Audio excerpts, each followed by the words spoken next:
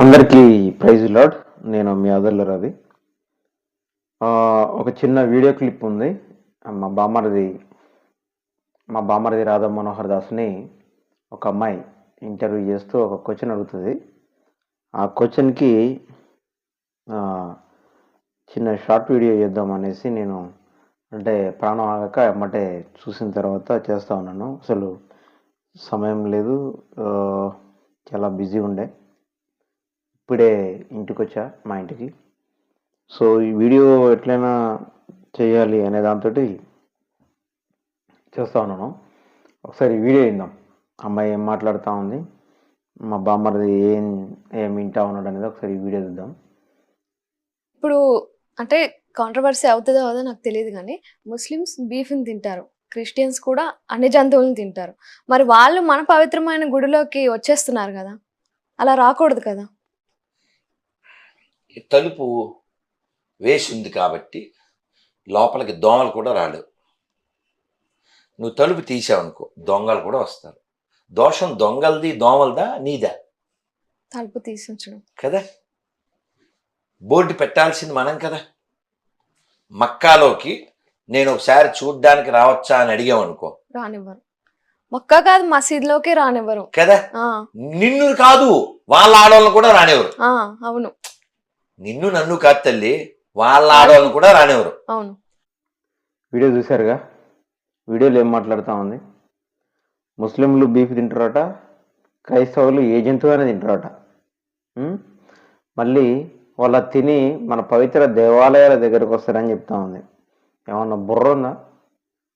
బుద్ధి జ్ఞానం ఏమన్నా పనిచేస్తూ ఉందా? ముస్లింలు బీఫ్ తింటారు, క్రైస్తవులు అన్ని జంతువులు తింటారు. ఎవడు చెప్పింది నీకు? మనుషులు పోతే దీనికి పోతే మల విసర్జన, రోడ్లపైన మల విసర్జన చేస్తే మనుషులు దాన్ని పందులు తింటే ఆ పందిని కోసుకొని తినేది నువ్వు. తర్వాత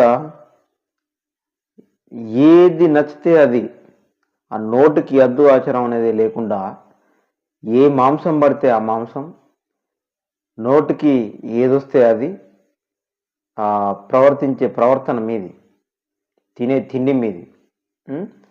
బైబిలు మాకు ఒక ప్రామాణికమైనటువంటి నిబంధనలను విధించింది. ఇగో నువ్వు ఈ మాంసం తినాలనుకుంటే మాంసం తినకపోతే చాలా ఉత్తమం. ఒకవేళ మాంసం తింటే ఇగో దీన్ని తిను, ఈ మాంసం శ్రేష్టం, ఇది తింటే బాగుంటుంది అనేసి మాకు ఏమేమి తినాలో, ఏమేమి తినకూడదో, ఏమేమి చెయ్యాలో, ఏం చేయకూడదో, పుట్టిన నాటి నుంచి సచ్చే వరకు ఏం చెయ్యాలో ఏం చేయకూడదు అనేది బైబిల్లో క్లియర్గా రాసింది. మా దాంట్లో కొంతమంది మీ దాంట్లో మూర్ఖుల్లాగా మా దాంట్లో కూడా కొంతమంది ఉంటారు కాబట్టి కొన్ని పాటిస్తారు, కొన్ని పాటించరు, కొన్ని చేస్తారు, కొన్ని చేయరు.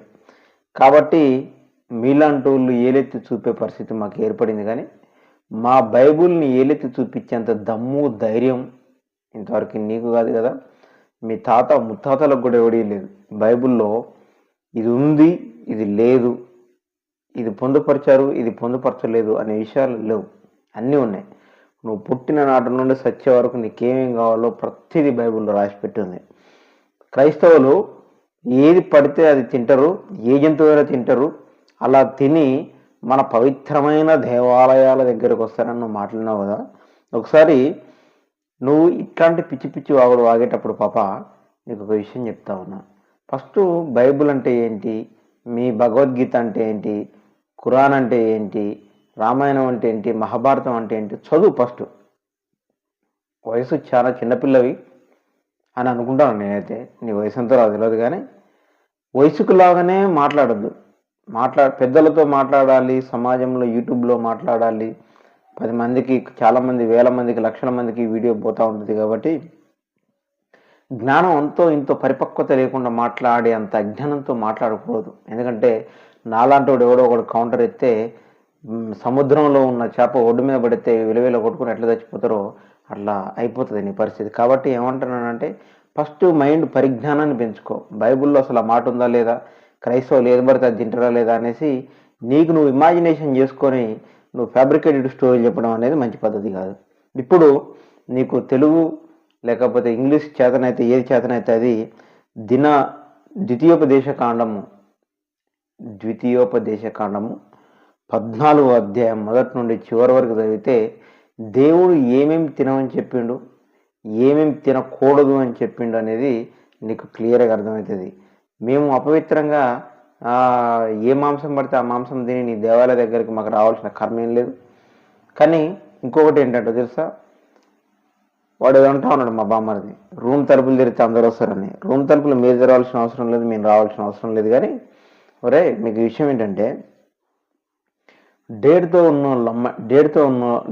ఉన్న అమ్మాయిలు అంటే పీరియడ్స్ వచ్చిన ఒక స్త్రీ మీ గుడి దగ్గరికి వెళ్ళి కొబ్బరి కొట్టే అర్హత లేదు. ముండమోసిన అమ్మాయిలు అంటే నీ భాషలో నా భాషలో వితంతువులు అంటే భర్త చనిపోయిన వాళ్ళని ఏ ఫంక్షన్ల దగ్గరకు కానీ ఏ శుభకార్యాల దగ్గరకు కానీ ముందు పెడతారా మీరు? ఏ శుభకార్యంలోనైనా భర్త చనిపోయిన ఒక స్త్రీని ఒక శుభకార్యంలో ముందు పెట్టిన చరిత్ర ఎక్కడైనా మీ ధర్మం ప్రకారంగానే మీ ఆచారం ప్రకారంగానే ఎక్కడైనా ఉందా? ఆ భర్త చనిపోయిన ఒక స్త్రీని ఎక్కడో వెనకాల పెడతారు. మొట్టమొదటిసారిగా రాకూడదు. మీరు బయటికి వెళ్తే మీరు కారు కొంటానుకో, బండి కొంటానుకో, భూమి కొంటానుకో, ఇల్లు కొంటానుకో, ప్లేస్ కొంటానుకో ముందుకు పోతా ఉన్నాడు, లేదా ఊరికి పోతా ఉంటే ఈవెన్ ఒక భర్త చనిపోయిన మహిళ మీకు ఎదురు పడితేనే మీరు వెనక్కొచ్చి పసుపు నీళ్ళు చల్లుకునే ఎదవలు మీరు. ఆమె ఒక అజ్ఞానురాలు ముందు పెట్టుకొని ఇంటర్వ్యూలు చేయించుకుంటూ మాట్లాడి దానికి ఒక నీతి సూత్రాలు నీతి వాక్యాలు చెప్తా ఉన్నారంటే ఇంతకంటే సిగ్గుసేటు ఉండదని తెలియజేస్తా ఉన్నాను. అర్థమవుతుందా? ఎవరు పీరియడ్స్ డేట్ వచ్చినప్పుడు, ఎవరు భర్త చనిపోతే, పిల్లడ్డొత్తే, కుక్కడ్డొత్తే, నక్కడ్డొత్తే వీటికి భయపడి పసుపు నీళ్ళు చల్లుకునే మీకు, చేతగాని మీకు, అజ్ఞానపు మీకు, ముస్లింలు అయితే బీఫ్ తింటారు, క్రైస్తవులు అయితే అన్ని మాంసాలు తింటారు. ఎవడు చెప్పి నీకు అన్ని మాంసాలు తింటారని? నీకు నువ్వు ఇమాజినేషన్ చేసుకున్నావు పిచ్చి దానిలాగా. ఒక పిచ్చి మహిళ మాట్లాడే మతి స్థిమితం లేని ఒక పిచ్చి మహిళ మాట్లాడే మాటలు ఇవి. ఏం మాట్లాడుతా ఉన్నావు? క్రైస్తవులు ఏది పడితే అది తింటా ఉన్నారు అనుకో. నీలాగా వంకర టింకరగా నువ్వు నీ ముందు వంకర టింకరగానే పెట్టుకున్నావు కాబట్టి నీలాగానే వాణిలాగానే అందరూ వంకర టింకర ఉంటారని అనుకుంటున్నావా? ఇది బాగా వైరల్ అవుతుందని నువ్వు మాట్లాడి పిచ్చి మాట్లాడి వైరల్ అంటే వైరల్ కావాలనే మాట్లాడేది? ఏం మాట్లాడుతా ఉన్నాను? బైబిల్ ఏం చెప్తా ఉంది? ద్వితీయోపదేశకాండం 14 నుంచి చివరి వరకు చదువు. ఇంకా అట్లాంటి రిఫరెన్స్ కావాలంటే నీకు ఇంకో 10-15 రిఫరెన్స్లు ఇస్తాను నీకు. క్రైస్తవులు ఏం తినొచ్చో ఏం తినకూడదు, మనిషి అనేటోడు అసలు ఏం తినాలో ఏం తినకూడదు, క్రైస్తవులు అని కాదు అసలు మానవుడు అనేటోడికి చెప్పిండు ఆ మాట, ఏం తినాలి ఏం తినకూడదు అని. మీరు పందులు, కుక్కలు, నక్కలు ఏదో పోసుకొని తింటా ఉన్నారు. ఆయన మేము అంటా ఉన్నామా? మీ దేవుళ్ళ దగ్గర ఇంతకుముందు నేను చూపించిన వీడియోలలో ఒకడు మీ దేవుళ్ళ బొమ్మలకి మందు దాపిస్తూ ఉంటాడు, ఒకడు వచ్చేసి మీ దేవుళ్ళ బొమ్మలకి బిర్యానీ తినిపిస్తూ ఉంటాడు, ఒకడు మీ దేవుళ్ళ బొమ్మలకి కళ్ళు దాపిస్తూ ఉంటాడు, ఒకడు మీ దేవుళ్ళ బొమ్మలకి పైన నెయ్యి పోతూ ఉంటాడు, పాలు పోతూ ఉంటాడు. మీరు అందరు లేనప్పుడు కుక్కలు వచ్చి ఇది పోసిపోతూ ఉంటాయి. ఇన్నున్నాయి. ఇట్లా చెప్పుకుంటూ పోతే తెల్లారుతుంది. నేను చెప్పుకుంటూ పోవాలంటే నాకు 190 తెలుసు. ఇట్లా మాట్లాడుకుంటూ పోతే రేపు పొద్దున తెల్లారుతుంది. కానీ మేము అట్లా మాట్లాడతలేదే, మేము అట్లా కించపరచట్లేదే. మరి మా దేవుని మీరు ఎందుకు అలా, మా బైబిల్ని ఎందుకు, మా క్రైస్తవ్యాన్ని ఎందుకు మీరు అలా దుర్భాషలు మాట్లాడుతూ ఉన్నారు? సభ్యత సంస్కారం లేదా? మీరు నేర్చుకున్న గ్రంథాలు అయ్యేనా మీకు నేర్పింది? పిచ్చి వాగుడు, పిచ్చవాగుడు వాగొద్దని తెలియజేస్తూ అందరికీ నమస్కారం. Praise lord.